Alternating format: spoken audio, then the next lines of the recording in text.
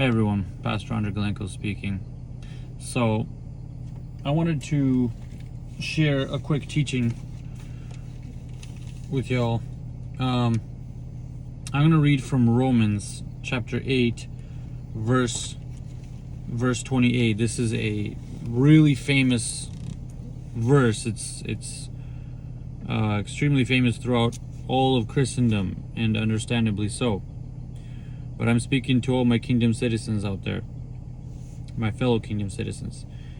Romans 8:28, and we know that God causes all things to work together for good to those who love God, to those who are called according to his purpose. And you might be wondering, why isn't everything working out for good? For years now, nothing has been working out for good. And you'll hear a lot of things like, well, you just have to persevere, you just have to, wait on God and things like that. And that's all true, but something just doesn't feel right. It's one closed door after another closed door, and you're wondering why, because this says that all things work out together for good to those who love God. Okay, so I love God. I'm called because the Bible says so. But here's where a lot of people don't get it right, because of a lack of proper biblical training and discipline in the church. So we're all, I'll say it this way: Christian tradition has done a lot of harm because tradition was elevated to the status of law. So anyways, look at this verse. Within this verse is the answer to the questions you might be having. It says, to those who are called according to his purpose. So in this verse, and probably in your version too, this is the NASB 95.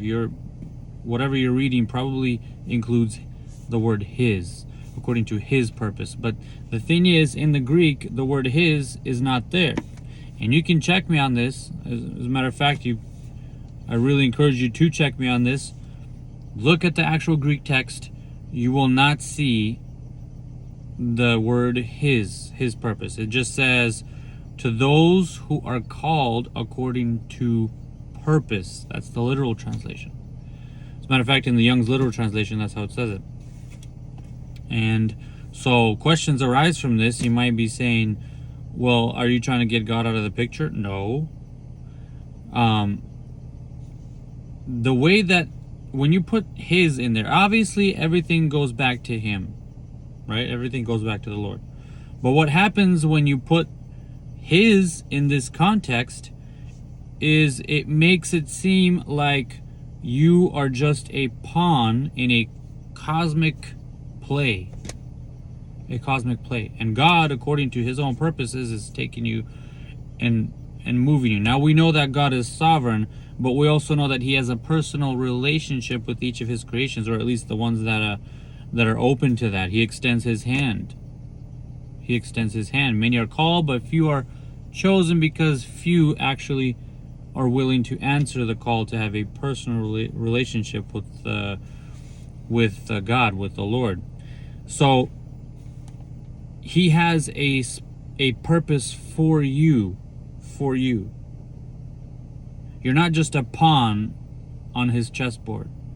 He created you to have a dynamic personal relationship with him, and he gave you a purpose. Now, he has his sovereign will, but he gave you a personal purpose, and he's not going to force you to walk in that purpose. He's not going to force you, because he is love, and love necessitates the presence of free will. Otherwise, it's not love. So what happens is people don't bother to find out what their purpose is. They just follow a certain tradition, thinking that, well, I'm following these rules, these traditions, and I'm good. But you're not good, because you're not walking in your purpose, and so nothing is lining up for you. But it says, we know that God causes all things to work together for good to those who love God, to those. So loving God is number one. But number two is walking in your purpose. When you discover your purpose that God has created you for, your what I call intrinsic calling, then you will start to see things shift in your life. You'll start things. You'll see things.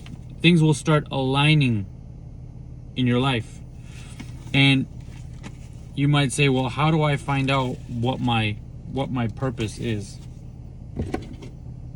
There are 5 main categories, 5 main intrinsic callings that God has. They're the 5 expressions of Christ.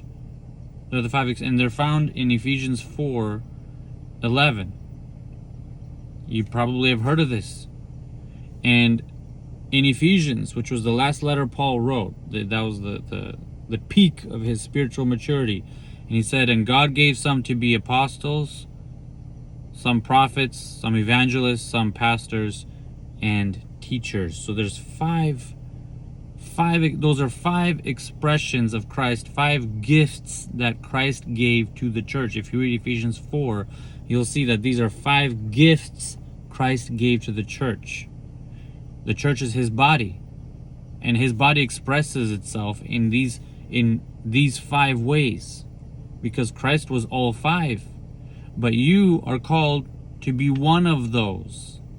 Now, I don't believe in the whole, I start off as a teacher, then I get promoted to pastor, and then, up I go along the ranks.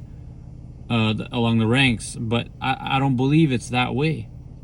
I don't believe these are intrinsic calling. You were built for one of these, meaning everything that you do is going to be filtered through the lens of this calling. Just like you put on red glasses, you'll see everything red.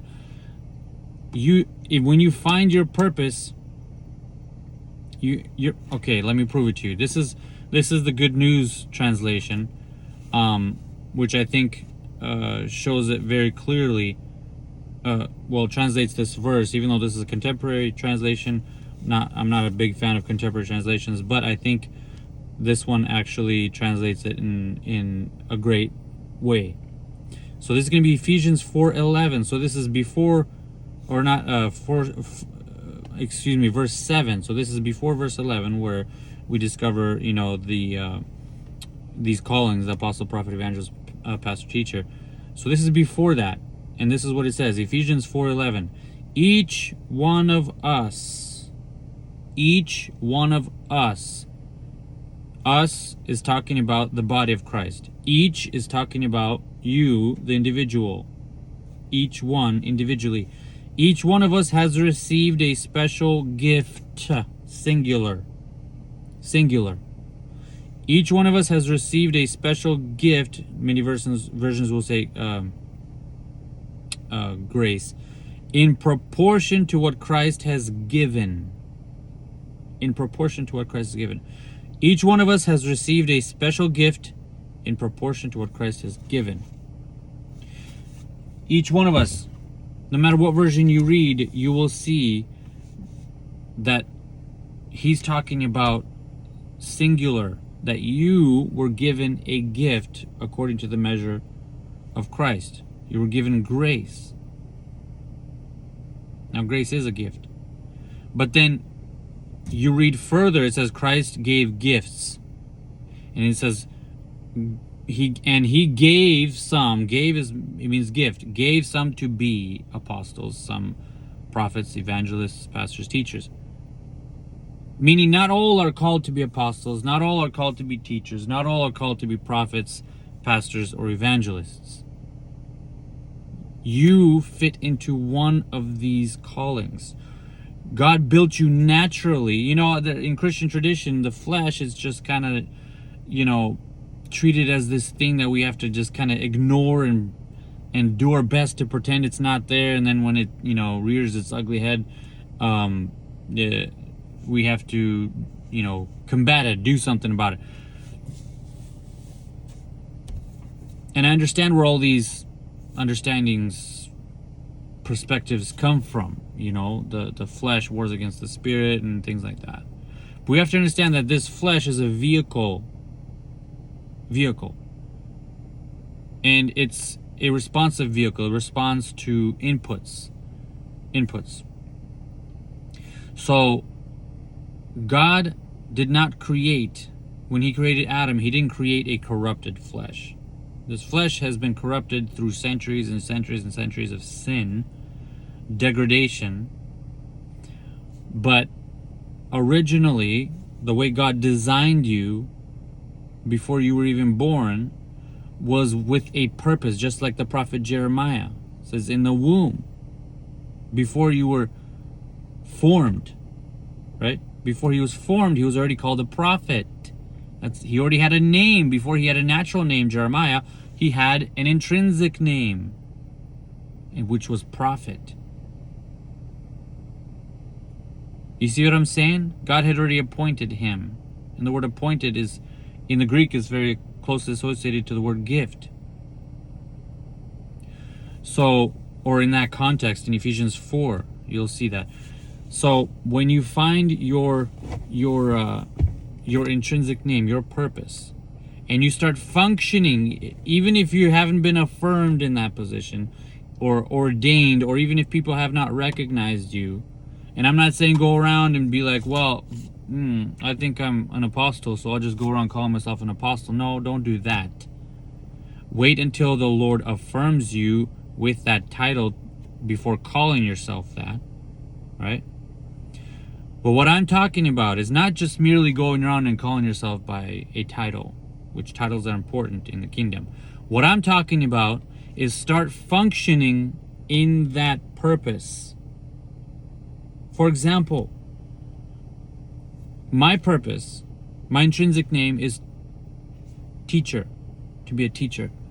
And when I discovered that and accepted that and began functioning in that, things began to radically change in my life. Your goals change, your motives change, your everything changes. Even the people that you hang out with, your interests, your hobbies, everything changes. As a teacher, I have to constantly learn, because when you stop learning, you lose the right to teach. I have to constantly learn. I have to take my example first and foremost from the great teacher, who is Christ. He was always called a rabbi, and that's the Jewish word for teacher, right? So I have to always examine things, break things down, in order for me to understand how all the individual parts work, and then I'll understand how the whole works, the whole of it. When I started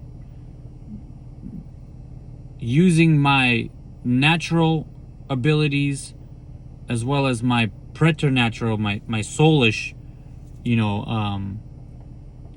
abilities, which mostly include have to do with the mind, things started to change when my choices that I was making, the choices of using my time, the choices of using my finances, the choices of using my mental space, right? What I'm filling my head with. When all of these choices started revolving around the office or the gift or the expression, whatever you want to call it, most people call them offices, or on the office of teacher, what do you know? Things started aligning. God started to I started to see open doors, divine appointments, all this kind of stuff. Great stuff. And it's because I started walking according to my purpose, which He gave to me. And I realized that He has given me the privilege, just like He has given you the privilege, except I don't know if you've taken it or not, given me the privilege of partaking, not only in the divine nature, but in the divine plan. I mean, how awesome is that? But in order to partake in the divine plan, you have to discover what your divine assignment is. Your intrinsic name, your office, as many people express it. And when you do that, all things will work together for your good. Be blessed.